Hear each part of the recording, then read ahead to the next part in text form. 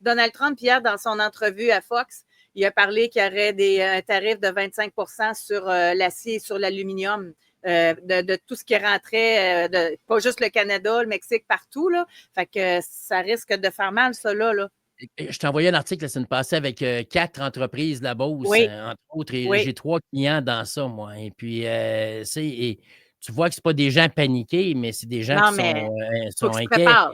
Il faut qu'ils se préparent, ils n'ont pas le choix. Et puis c'est même plus de la politique, là. C'est-à-dire que oui, c'est de la politique, c'est un jeu politique, mais comme entreprise, c'est plus de la politique. Ça nous arrive d'en face. Il faut que je prenne des décisions pour être capable de protéger les jobs que j'ai. Il faut que je sois capable de maintenir mon entreprise à flot. Et ça amène une insécurité drôlement importante là, pour les entreprises. Et puis, actuellement, ceux qui sont assis en disant on va attendre de voir ce que ça va donner dans 3 semaines, c'est pas une bonne stratégie. Il faut que tu sois Non, c'est réactif. ça.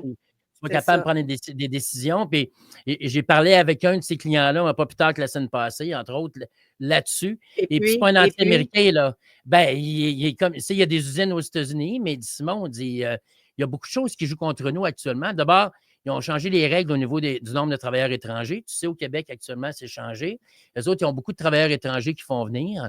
Et là, ils ne peuvent pas les garder de la même façon. Ils ne peuvent pas en embaucher autant.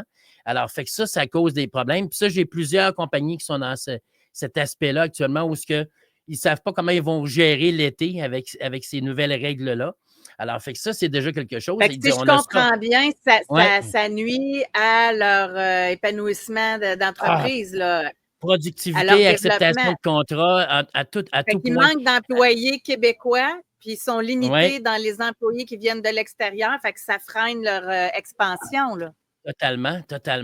Puis des soudeurs, là, on en forme sûrement au Québec, mais on n'en forme pas assez, entre autres. Et puis, ils vont souvent chercher des soudeurs qui viennent des pays, autant des pays de l'Afrique que de l'Amérique du Sud et tout ça.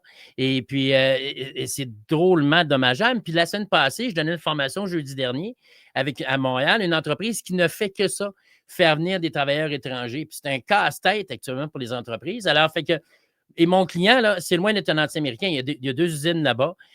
Sa fille étudie dans une université au Texas. C'est une des meilleures en Amérique du Nord. Elle fait du rodéo.